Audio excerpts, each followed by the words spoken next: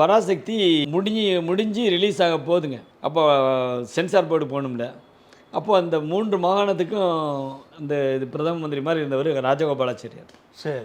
ராஜாஜிக்கு சிக்கல் பெரிய ஆமாம். அந்த இந்த சினி ஃபீல்டில் இருக்கிறவங்க, இந்த ஷூட்டிங்கில் இருக்கிறவங்க, இந்த இருக்கிறவங்களாம் சொல்லுவாங்களே போய், நேற்று ஒரு காட்சி எடுத்தாங்க பிரமாதமாக இருந்துச்சு, அந்த பையன் நல்லா நடிக்கிறான், அந்த மாதிரி காட்சி பரவணுன்னே இந்த படத்தை தடை செய்யணும் அப்படின்னு சொல்லி தந்திகள்லாம் பறந்துருச்சு ராஜாஜி ஆஃபீஸ்க்கு. ஓ.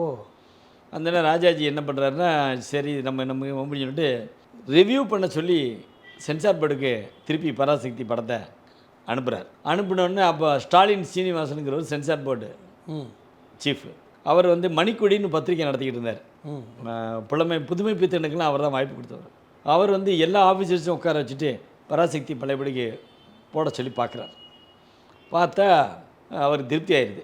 இதில் ஒன்றும் சென்சார் பண்ணுறதுக்கு தடை பண்ணுறதுக்கோ ஒன்றும் விஷயம் இல்லைன்னு சொல்லிட்டு அப்ரூவ் பண்ணிடுறார் ஸ்டாலின் சீனிவாசன். இந்த ஸ்டாலின் சீனிவாசன் கையெழுத்து போட்டது சிவாஜிக்கு ஒரு ரொம்ப சந்தோஷமாக இருந்தது. பிற்காலத்தில் அமெரிக்கா போகும்போது ஜெர்மன் போகிற வழியில் சிவாஜி அங்கே ஒரு ஆஃபீஸில் இந்த ஸ்டாலின் சீனிவாசன் டாக்டர் ஒர்க் பண்ணிகிட்டு இருக்காங்கன்னு சொல்லியிருக்காங்க. அடையப்பா. நேராக போய் அந்த பொண்ணுகிட்ட போய், அம்மா உங்கள் அப்பா இல்லைன்னா நான் அன்றைக்கி இவ்வளோ நடிகராக வந்திருக்க முடியாது அமெரிக்காவுக்கோ ஜெர்மனிக்கோ.